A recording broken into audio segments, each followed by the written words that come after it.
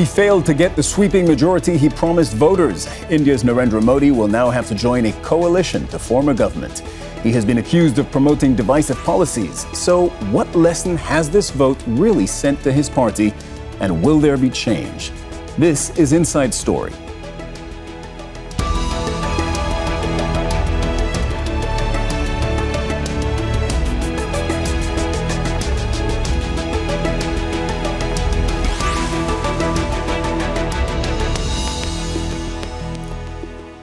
Hello, welcome to the program. I'm Cyril Vanier. Narendra Modi is expected to serve another term as Prime Minister of India, but with a significantly reduced majority.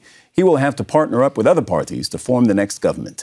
His governing BJP has failed to win a clear majority after a 6-week-long parliamentary election. And with this setback, many are now asking whether Modi's strategy to reshape India has backfired. We'll be discussing this further with our guests, but a reminder before that the Indian government has failed to give visas to Al Jazeera's correspondents to cover this story. So we are reporting on this election from outside the country. Here's Ibtisam Genfood. The celebrations were loud and triumphant. The results, not so much. Prime Minister Narendra Modi's declared victory in India's general elections, though his party lost its majority. In this third term, the country will write a new chapter of big decisions. This is Modi's guarantee. But without a clear majority, the governing BJP will have to join an alliance with political allies to reach the 272 seats needed to secure a third term. Modi had aimed to grab 400 seats of the 543-member lower house. Instead, his party fared worse than in the last two elections. It seems like Modi got a shock. We believe that his party workers were overconfident. That's why they lost so many seats. Support for Modi saw a particular drop in the crucial constituencies of Uttar Pradesh, India's most populous state. Defying predictions, the Congress party-led India Alliance made a comeback there. A movement that governed India for decades after its independence, but lost to the BJP in 2014 and 2019. The alliance won 223 seats overall and described the results as a moral defeat for Modi. The Prime Minister has led a divisive nationalist campaign targeting Muslims, calling them infiltrators and erasing some of their heritage. This and discontent among the youth have been blamed for the BJP's setbacks. Unemployment has risen to 8.1%, a jump from the 6% recorded pre-pandemic, according to figures from a private think tank. Some voters say the world's fastest-growing major economy has left out many. The public wanted to see a change because of the increasing inflation and unemployment, which is why the voters gave the National Democratic Alliance a victory, but with a strong opposition. For a decade, Narendra Modi's party and popularity seemed to have an unstoppable rise. But after a 6-week election marathon, the 640 million ballots counted in a day delivered an unexpected roadblock. Proof that the world's biggest democracy still has a lot to say. Ibtisam Genfood, Al Jazeera, for Inside Story.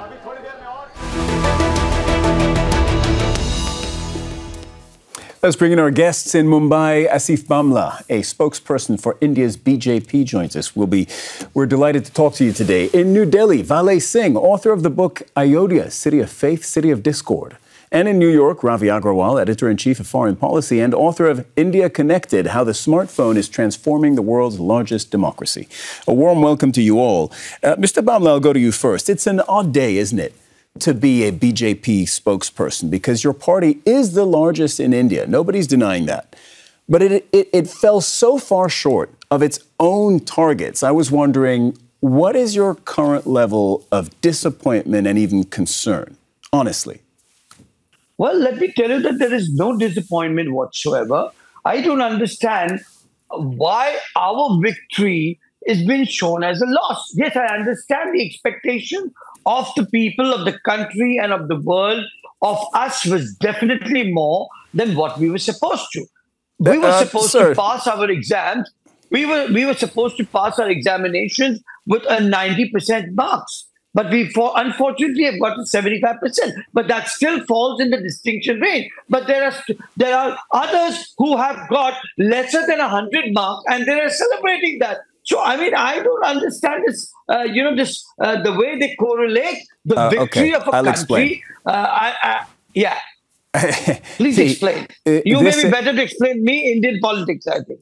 No, but, sir, I think you already know the answer. This is all relative to expectations. The expectations for the BJP were set by who? They were set by your Prime Minister, Narendra Modi. A campaign slogan was, "This time go for 400."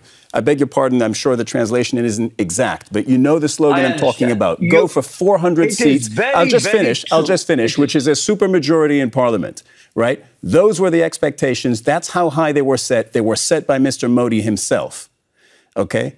And obviously, you completely failed to meet that. You, in fact, lost your absolute majority. That's why I ask you a question about disappointment. No, I will rebut this, please, if you give me a fair time. We expected 400, and why should we? It's always good to be optimistic, okay? Certainly there were some shortcomings, or there were some issues in terms of deliverables. So the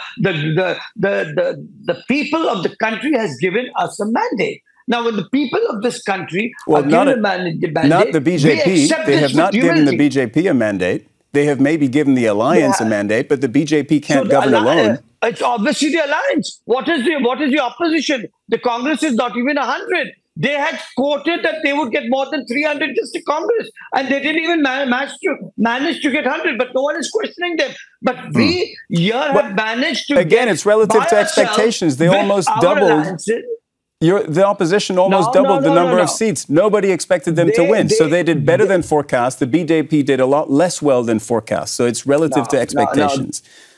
Their forecast for their own party also was above 200. Let me tell you this. I don't know if you should have this introspection at your end. But they also did not even manage to get 100 seats. But it is nothing wrong if the Congress also expects an X number of seats, and if it's performed better, we congratulate India for a plural, for an economy. We welcome a strong opposition, and this is something which the Bharatiya Janata Party has always been asking for. And let me tell you, this is an alarm for the Bharatiya Janata Party, and we are going to start working this moment, not from today, from now. And we will assure you that we will come back next time to power with much bigger number and a much better evaluation. That is something I can assure to you as a spokesperson under the leadership of Honorable Narendra Modi ji. That's 5 years down the line. So I'd rather talk about now and how we got to where we are. Vale, just so we get this out of the way, is there a scenario, is there a universe, because Narendra Modi has not yet been sworn in as the next prime minister, where he isn't the leader of the BJP? I think, the politics is about possibilities. So, of course, theoretically, that possibility remains. However, it looks extremely unlikely that anybody else is going to be sworn as prime minister for the foreseeable future. Yeah. Okay. Much of our discussion, I think, is really going to be about how we got to this. Why was there a disappointing showing for the BJP? Because for 10 years, Narendra Modi has seemed, politically speaking, bulletproof, and now he isn't. I understand there's probably a bouquet of reasons, but Vale, on your end, what would be the single biggest reason why the BJP has had a disappointing showing in these elections? I think we have to go region-wise, and if we focus on where the biggest dents have come to the BJP from in this election, that would be the state of Uttar Pradesh, that would be Maharashtra, and they're way below expectation performance in West Bengal. In all these three states, there is a common narrative. The fact that there was a serious belief among a lot of people that the constitution might be changed if the BJP gets 400 or anywhere close to it. That, I think, did have an effect, clearly. Besides this, the BJP's certain schemes, be it the shortened service without any pension, etc., for people who join the army. It's called the Agniveer. That also created a lot of resentment and concern among the youth in particular. And the state of Uttar Pradesh has been known as the nursery of sepoys or soldiers for the Indian Army, and before that for the British Indian Army. So it's historically a place which has been sending its sons and its children to join armies and fight for the country at different borders. That also has an effect. And of course, as people, and your story also, I can go down and list another 3 reasons, but there's overconfidence, the sense that maybe, this party thinks that it can do anything, it's invincible, and people generally do not like braggarts. So I would say, put it like that. These 3 factors to my mind. You've given us 3 big reasons here. Fear by Indian voters that the BJP would change the constitution. 2, the changes they've made to recruitment into the military service. So for context for our viewers, what happened is that the government changed the rules of recruitment such that now soldiers are being recruited for a 4-year term instead of what would ordinarily have been a lifelong, 2-decade typically career, which would have given them a lifelong salary and then a pension, right? So they can no longer count on that money. And the 3rd reason you gave us is, I'm paraphrasing, you're saying hubris, right? Political hubris. I'll take it over to Ravi. How does that sound to you? Is there anything you would add to that list to explain why the BJP lost so many seats? So those are all good theories. And as you pointed out, there's likely a bouquet of reasons that we could point to all of this in hindsight, of course. This result is a bit of a surprise. Pollsters, the BJP itself, the opposition, no one expected this outcome. So the BJP has won the most number of seats, but when is a win not a win? When it's really subpar of expectations. That's why we are where we are. I want to linger on the point about overconfidence. I think Modi, in particular, has built a real cult of personality around himself. There's no doubt about that. He likened himself to a god. I think there are limits to how that kind of popular appeal plays out over time. And when you take a step back from not just the here and now, it is undeniably a big accomplishment to come back to power for a 3rd time. To put that in context, hasn't been done since 1962. But we may also be reverting to the mean of Indian politics. Since the 1980s, most Indian governments have actually been coalition governments. Modi, in a sense, was an aberration over the last 10 years. And it would have been very hard to continue that trend for too much longer. Many of us were surprised that it went on as long as it did, and we're searching for reasons for his popularity. So in some senses, this could be a reversion to the mean. There are many sort of structural challenges that India faces that Modi has struggled to deal with. Unemployment is quite high, as your reporter mentioned. Youth unemployment in particular, I'll point to as something that is very high, at about 15% higher than India's peers. Average incomes are still quite low. There's a mismatch between a lot of the campaign rhetoric. For example, when Modi talks up the fact that India is the world's 5th biggest economy, it could become the 3rd biggest economy in the next decade. That sounds great, but what does it mean for the average Indian who's making $2,500 a year, which is the average income in the country? It doesn't translate to much. Still, they're going to want to know how they can put food on the table. They're going to want to understand how they deal with inflation, which has been running high. And those are genuinely challenging questions, not just for Modi, but for any politician in India. So in some senses, I think we can see this vote as a bit of a reality check on a leader and a party which has been very dominant for a decade and under any circumstances would have struggled to continue that for longer, but maybe also their divisive, polarizing rhetoric, some of which really reached unprecedented levels in the last few weeks.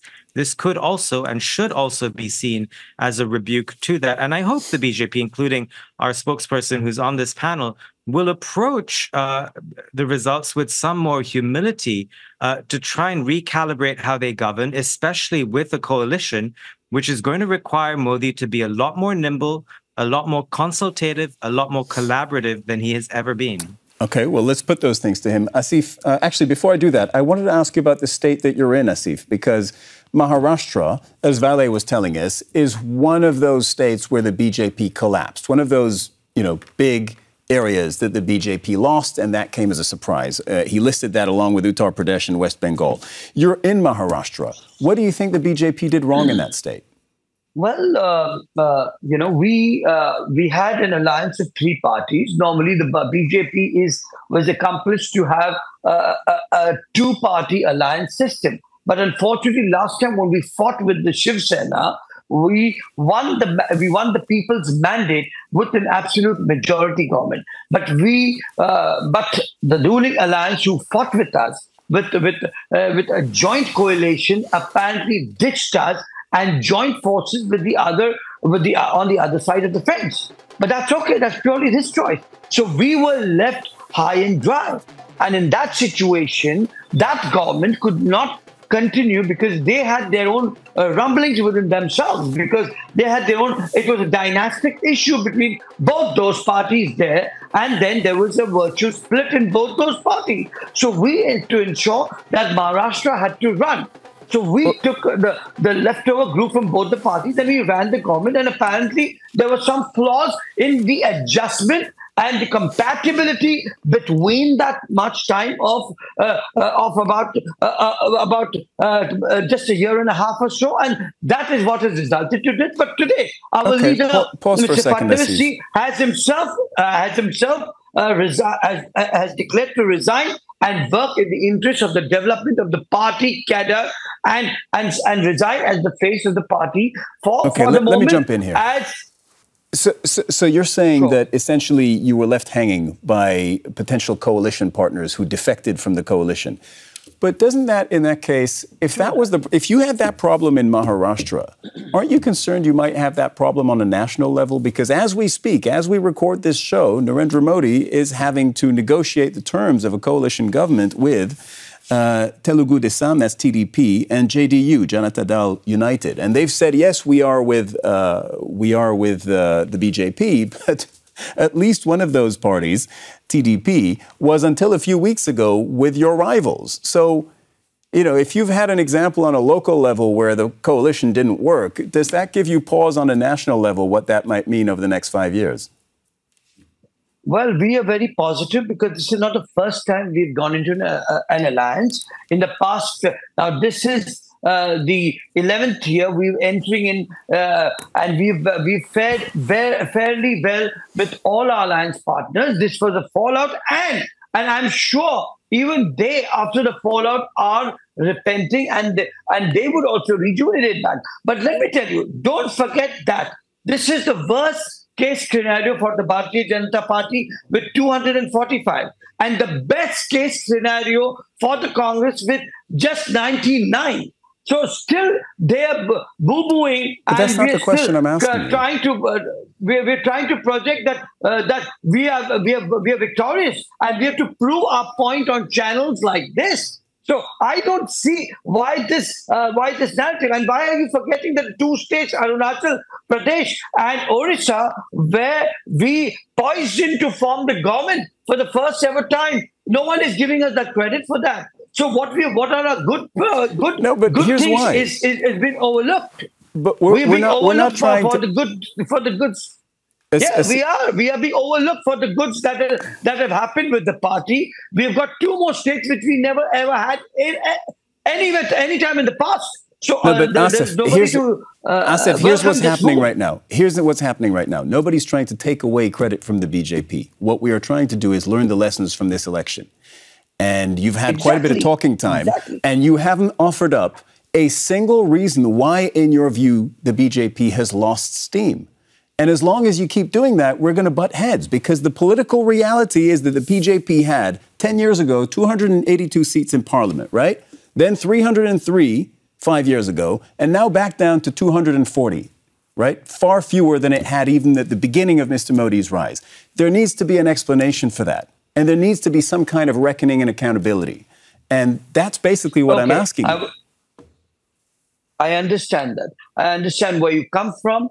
And the party itself, of course, post the Honorable Prime Minister takes over. See, these are evaluations and permutations and combinations of our shortcomings, which we certainly have expressed that there has been certain shortcomings. Well, what are they? That's what I'm asking you. What is the number one shortcoming? Let me submit that. No, let me submit that. Those shortcomings, India is a vast country. Every state has a different demographic, a different language, a different deliverability. Give me just one shortcoming. That's all I'm asking for, that you acknowledge and that you wish the BJP will do better in over the next 5 years. Just one.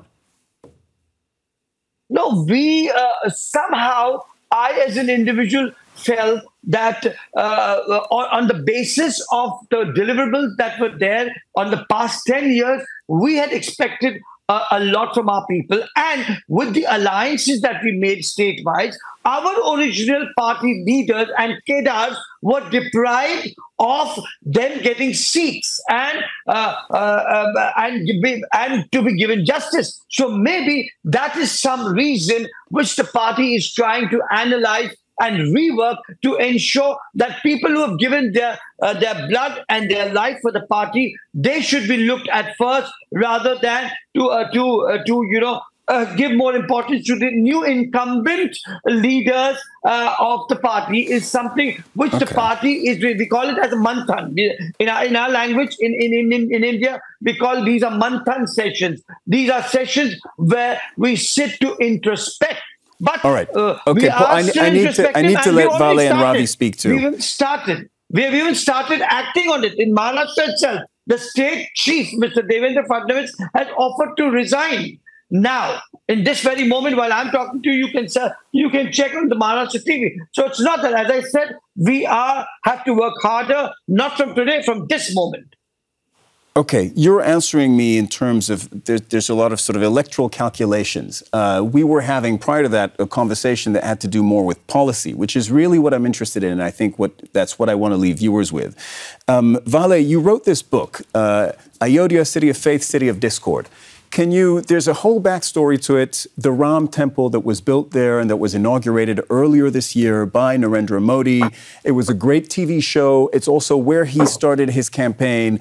Can you, and crucially, that seat that encompasses that area, Ayodhya, where the temple is, that seat was just lost by the BJP. Can you explain to us that story? I'm afraid I need you to keep it brief and how it relates to these elections. In fact, I would say that story, in a sense, along with another holy city, which is of Varanasi, from where the Prime Minister is a candidate. He's been elected. So let me just also remind and inform our viewers that in that seat, the margin of victory has come down quite a lot for the Prime Minister himself. And that is a point to be noted. Coming to Ayodhya, where the Prime Minister has sort of singularly hogged the limelight, the spotlight, in every event, right from the bricklaying to the inauguration earlier this year. It has been the Prime Minister as there's only one person. And they have also projected him as somebody who brought Lord Ram to Ayodhya. And that also did not go down well.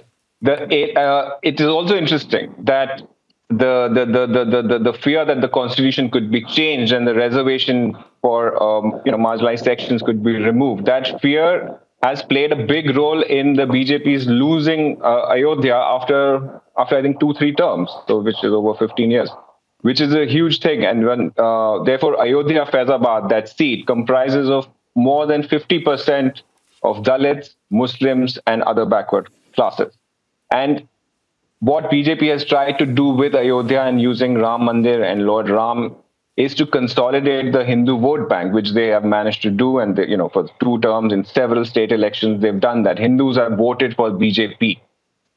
Here in Ayodhya, what has happened is that Hindus have shifted, whether the OBCs or the Dalits or whatever. And this is also something that the BJP will do well to actually look into, why they have lost Ayodhya and why the question will not be taken to other parts of the country, that if they have lost Ayodhya, there must be good reason for it. This divisive politics, the alienation of locals, the whole revamp of the town led to local resentment against the BJP. There was no forum to really address their grievances. People lost their homes in the name of development and so on. So there were multiple local factors, but somewhere I would also like to say that the opposition party, the Congress, had coined this very famous slogan, which essentially translated to that, we are here to open a sort of, to basically let love come back, flourish in this marketplace of hate. And they campaigned, Rahul Gandhi went around the country during his, different yatras, and he campaigned on this slogan. And that, I think, has been vindicated by the results of Ayodhya in some sense. And this whole region, where the Congress has managed to win, and the other opposition party, the state-based party, has also managed to win. The BJP losing 30 states in their, they also like to call it their double-engine government, because there is a BJP government at the state and the BJP government at the center. Despite all of that, why did they lose Ayodhya?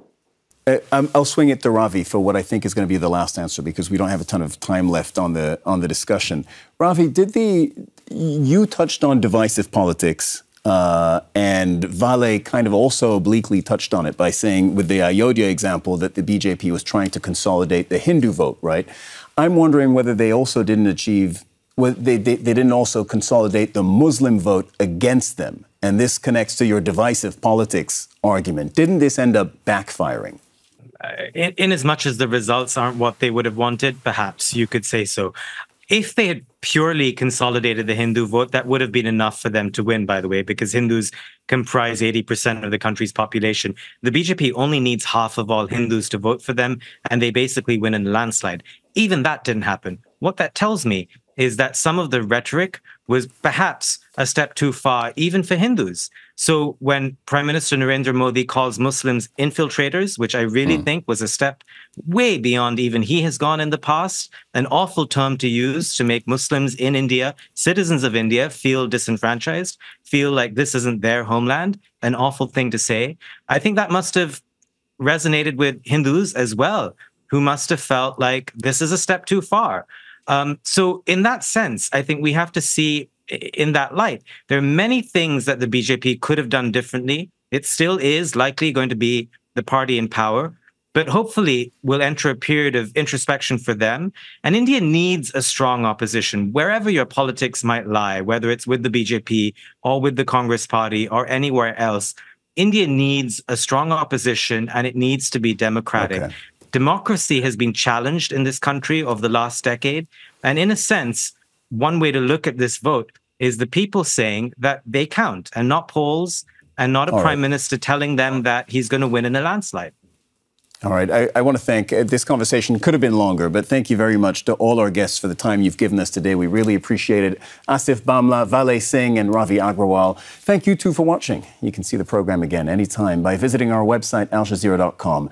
And for further discussion, go to our Facebook page. That's facebook.com/AJ Inside Story. You can also join the conversation on X, our handle @AJ Inside Story. From me, Cyril Vanier, and the entire team here in Doha, bye for now.